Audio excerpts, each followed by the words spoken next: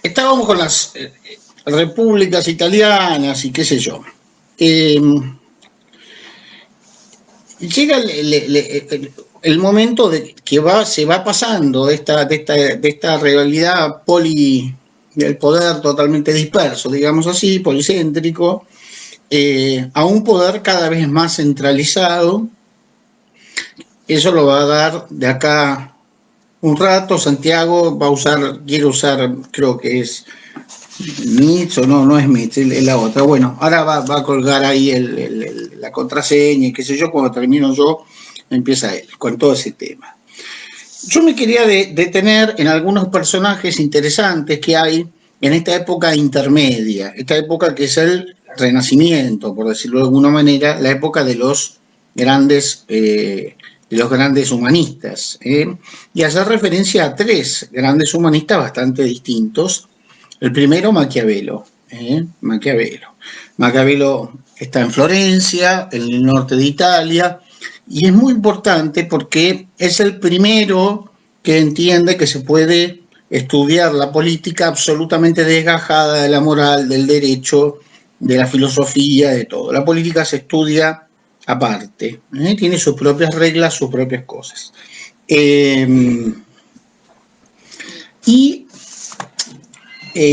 Digamos, la idea, lo que ha quedado de él es que esa es una observación imparcial de la política y bueno, y no mucho más. En la práctica, Maquiavelo no piensa así. Maquiavelo lo que está pensando es cómo lograr la unificación de Italia, o sea, ese proceso que les voy diciendo de unificación que ya se había dado en ese momento en Francia, en España se había empezado a dar y termina un poquito después. Portugal, hay muchos países que van logrando esa unificación, Italia no. Y él le echa la culpa a la existencia de los estados papales, pero también ve que existen muchas ciudades que son, dice él, cuando empieza su obra El Príncipe, o principados o repúblicas. Tiene otra obra muy conocida, además del Príncipe, que se llama Discurso de la primera década de Tito Livio, que justamente está dedicado a la República. Por eso algunos dicen que Maquiavelo es republicano. Ahora, ¿cómo ¿Cómo fue su vida? Porque es interesante. Esto fue un secretario florentino, fue un tipo que estuvo siempre metido en los temas de asuntos exteriores y qué sé yo, y desde ahí veía cómo funcionaba la política real. Y como el objetivo de él era lograr una Italia unificada, dice, bueno, para esto lo que tenemos que hacer, no piensa en la República de Tito Livio, sino piensa en un príncipe, que tiene características bastante especiales y que es lo que él ha visto en la mayoría de los políticos que dicen otra cosa, pero lo que hacen es más o menos lo que dice él. Y él lo justifica por esta razón de unificar Italia. De ahí viene lo que después se va a denominar razón de Estado. O sea, el príncipe que está más allá de la moral, todos nosotros, pueblo, tendríamos que seguir la moral, y el príncipe, o la princesa, no sé, no necesariamente, al menos. ¿Por qué? Pero no a favor de ellos, sino a favor del Estado. A favor del Estado. Entonces, ¿qué es lo que él le recomienda a este príncipe? Que es una persona concreta que de hecho lo va a echar de su cargo, después lo va a volver a echar. Bueno. Al príncipe le dice que tiene que ser realista, Por realista podríamos entender pragmático, práctico, ¿tá? Ir a las cosas, al poder propiamente dicho. En segundo lugar, lo pone al príncipe como una persona egoísta. Egoísta no en el sentido de que es para él, sino para el Estado, pero él tiene que ser capaz de anteponer su interés en cuanto a interés del Estado. Y ojo que está pensando en un príncipe muy disciplinado, no está pensando en un atorrante, está pensando en una persona que pone su vida a esa causa que es la creación del Estado. Todavía esta palabra Estado no se había creado, status. Y entonces va a ser un príncipe que en lugar de usar de la prudencia en el sentido de obrar bien, va a usar de la astucia. Lo central es ser astuto, astuto. Ahí en los apuntes que tienen hay varias, tienen algunas cosas de moral y política escritas que son muy interesantes. Léanlas, son muy lindas. Más allá de que uno le guste, no es cierto. El sentido que se le da a esta cierta inmoralidad al ser maquiavélico no es inmoralidad propiamente dicha, sino que el fin, reitero, es el Estado, y por lo tanto el príncipe es amoral en el sentido de que no hay ni bien ni mal, lo que después va a decir Nietzsche. Todo está justificado por esa razón de Estado. Está es indiferente hacia el bien y el mal, él tiene que hacer lo que conviene. Ahora, dice claramente también que tiene que parecer bueno, que tiene que parecer religioso, que tiene que, aunque no lo sea, aunque no lo sea. O sea, la simulación y el disimulo son características esenciales del príncipe, que asimismo es hábil. Esa astucia lo lleva a una habilidad, no una habilidad de elegir lo mejor en un sentido moral, pero sí de elegir aquello que le da más poder, y teniendo más poder, supuestamente algún día va a lograr unificar esa Italia dividida.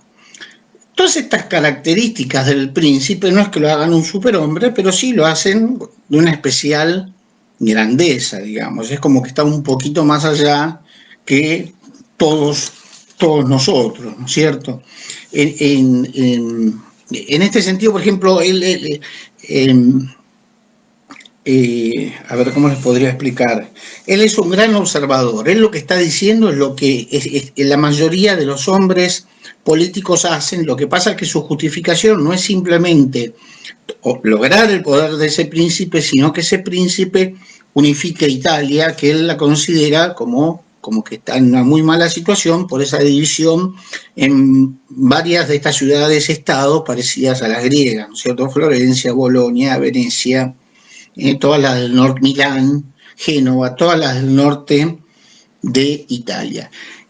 Y en esa medida en que la política, el estudio de la política es observación, algunos dicen, muchos, la inmensa mayoría, que da nacimiento a una ciencia política nueva que hasta ese momento no existía.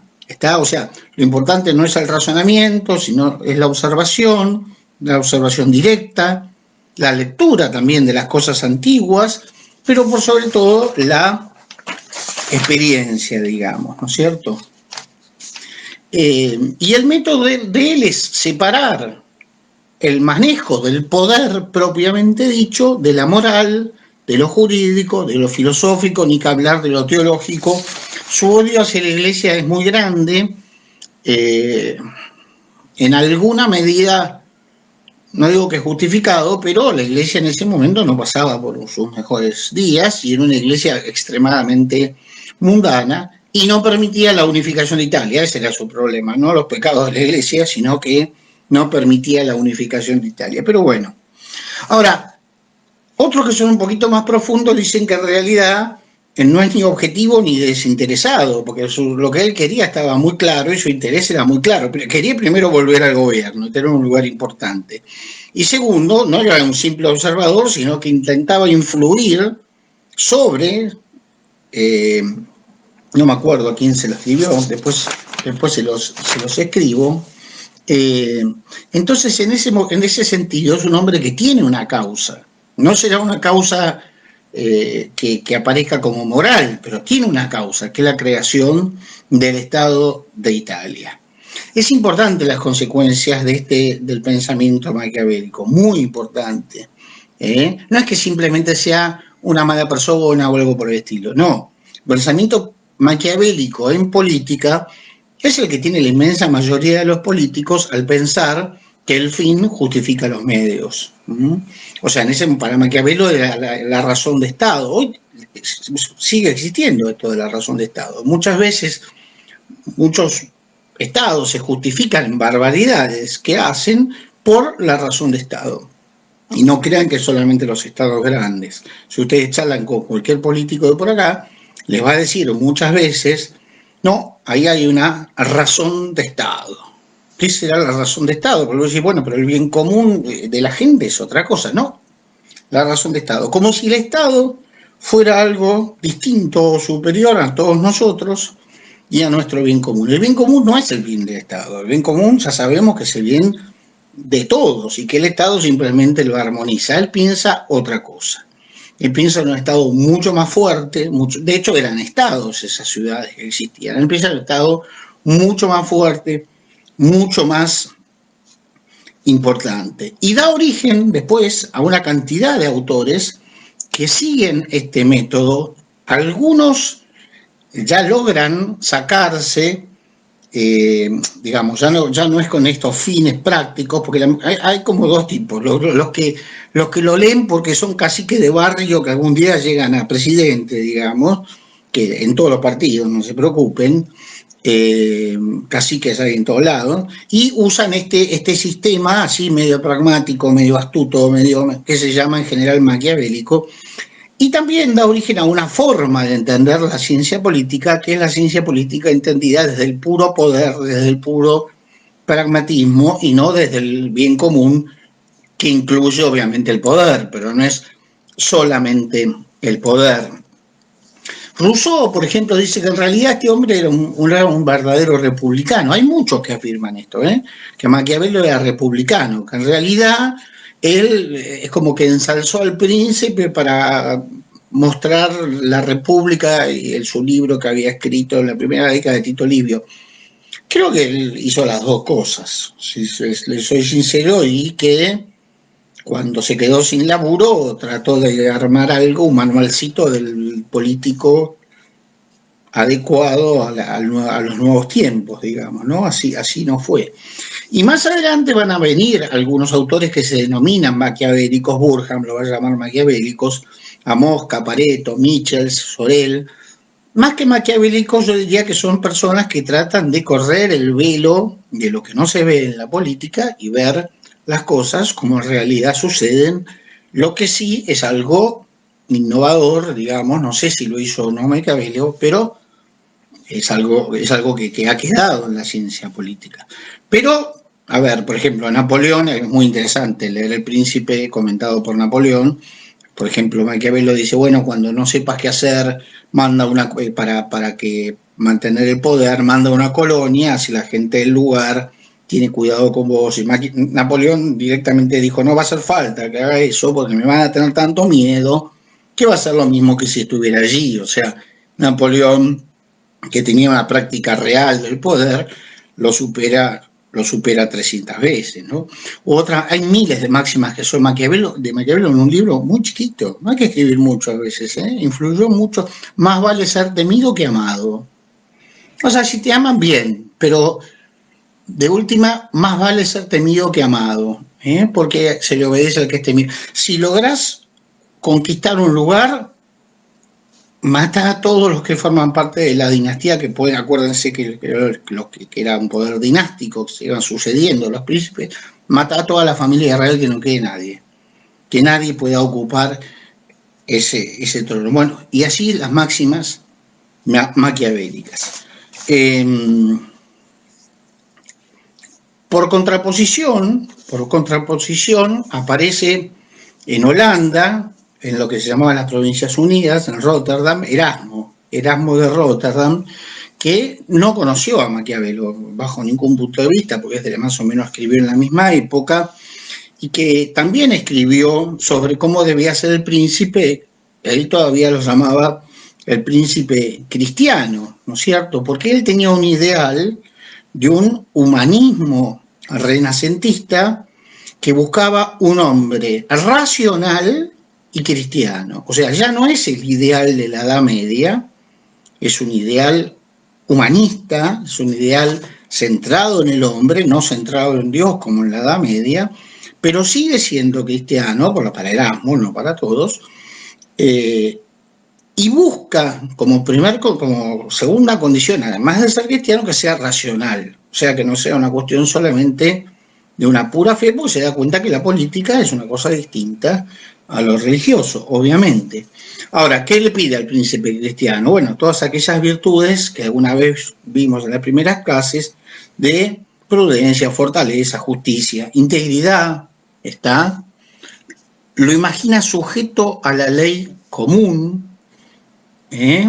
Lo imagina como un servidor para administrar, lo imagina como un gestor, lo imagina esencialmente pacífico. Esto es impresionante porque toda la obra de Maquiavelo es muy militar, muy militar. El príncipe es un gran soldado, digamos así, ¿no?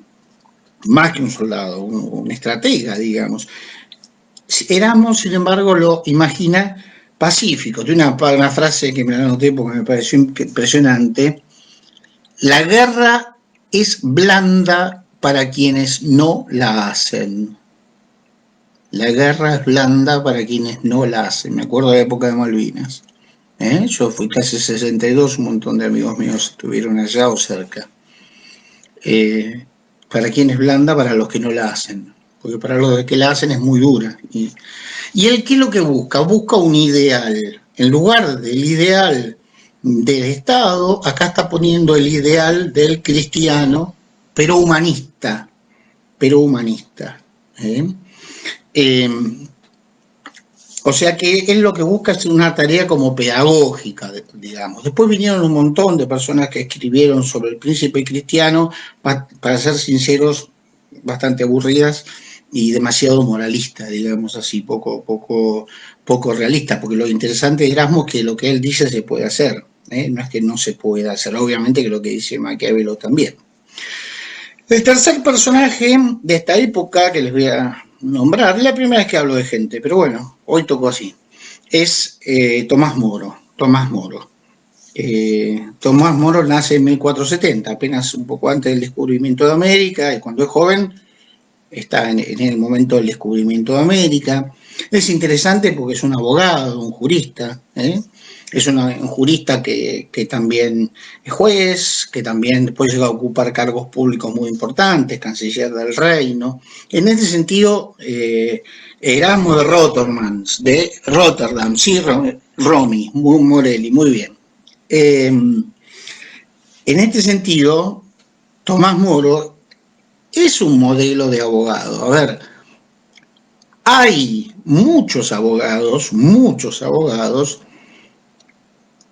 que de hecho han sido medio filósofos, han sido también políticos, han ocupado no cargos públicos, pero se han ocupado de la cosa pública. O sea, si ustedes miran desde Cicerón, que es el primero así muy conocido, pero también San Agustín, más adelante, bueno, Tomás Moro, más adelante lo van a tener a Gandhi, o sea, hay cantidad de abogados que han dedicado su vida a la justicia, no simplemente a llevar un papel. Obvio que al final tenemos que llevar un papel, pero quiero decir que han ido más allá de eso y han dedicado su vida como un servicio público a la comunidad en la búsqueda del bien común. La verdad que es un ideal interesante.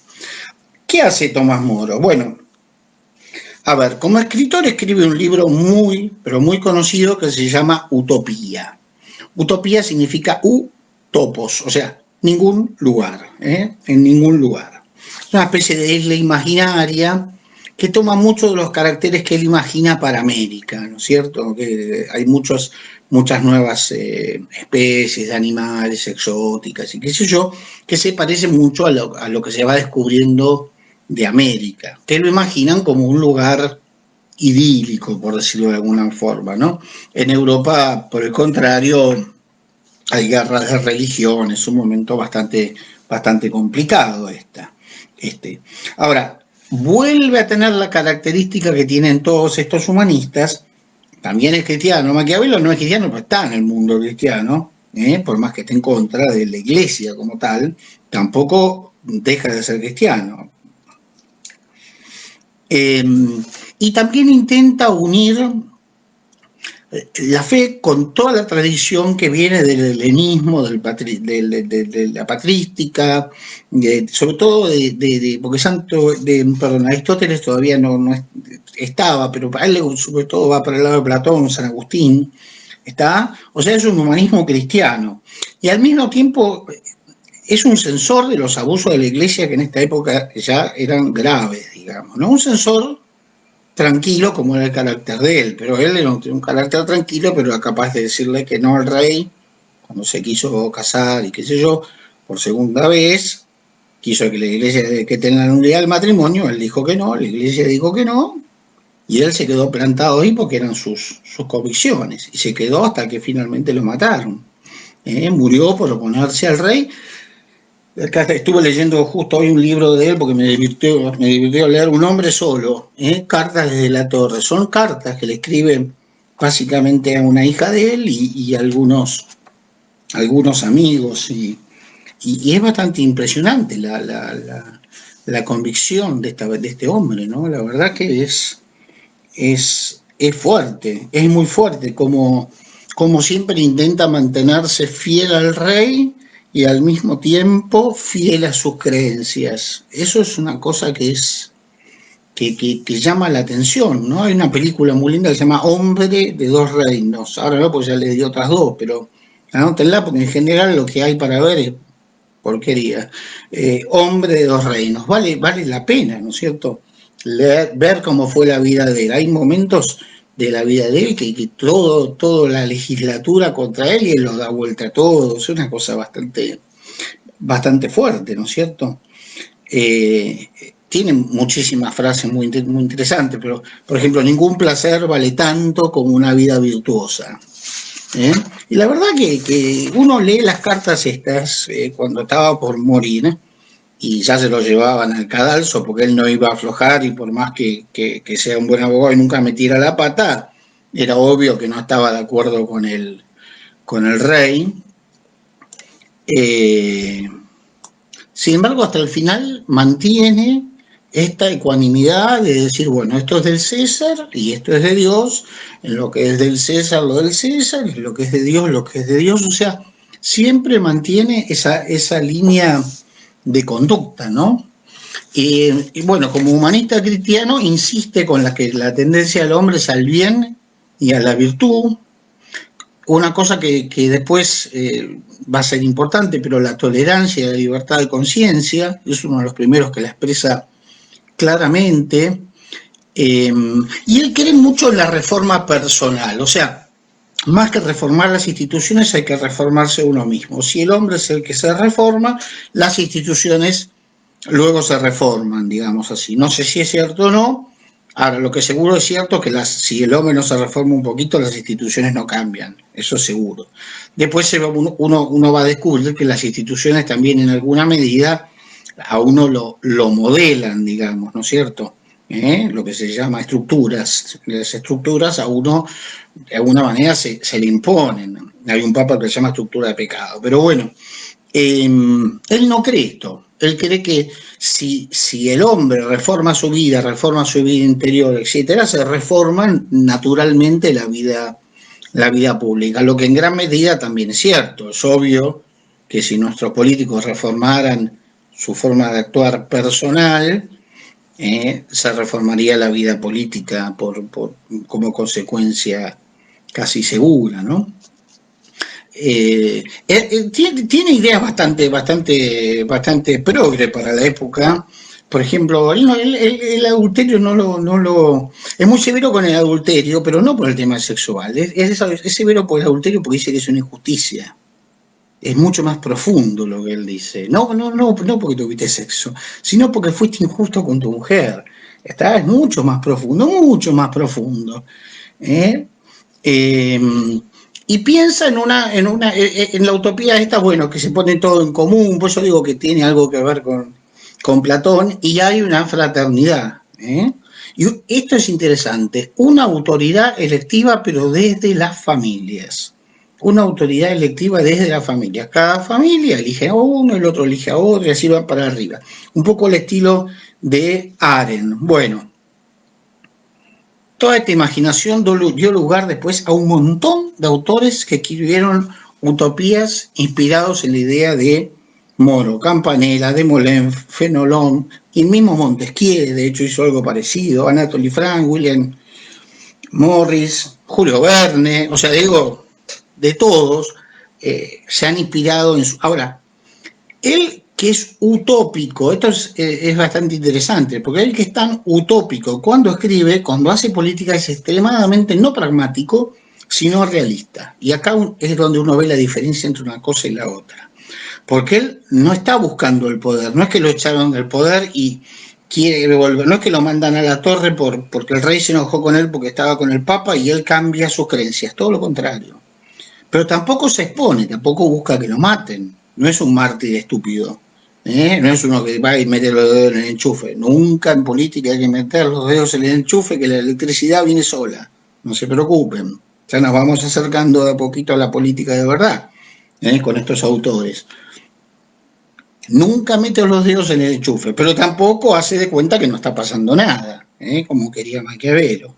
Tampoco es tan, era amigo de Erasmo, ¿no? Pero tampoco es tan como, no pide una perfección tan grande en sus libros, pero él en la vida real la lleva adelante.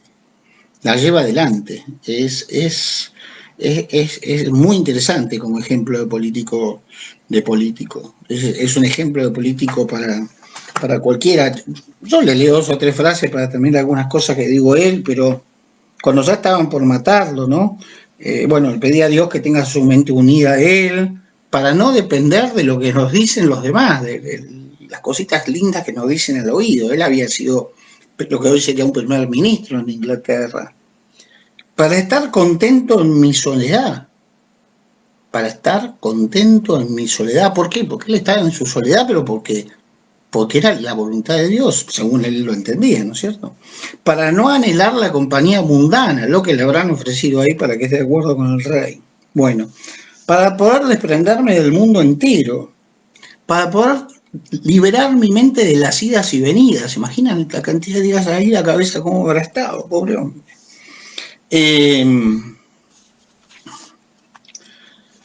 Para que conozca mi propia miseria, dice, y vileza, para que me humille bajo la mano poderosa de Dios, para purificarme, para que sufra la adversidad con paciencia. Es realmente impresionante, ¿no? Esto está por morir y sigue lo más tranquilo para abstenerme de vanas conversaciones, para huir de toda alegría frívola y tonta, para cortar toda recreación innecesaria, porque tampoco era un nabo, ni mucho menos, para que no estimen nada la pérdida de fortuna, amigos, libertad, de vida y de todo, porque él estaba pensando en otra cosa más arriba. Bueno, ¿qué es lo que quiero decir? Que esta época, con estos autores, 3 autores, es una época en la cual empiezan grandes autores que tienen esta característica de ser humanista, de poner en el centro al hombre.